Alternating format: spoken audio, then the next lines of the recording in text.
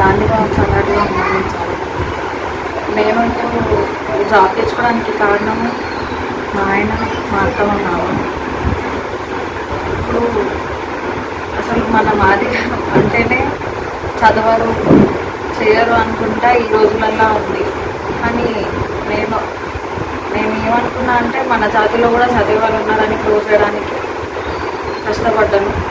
దానికి సాక్ష్యం నేనే.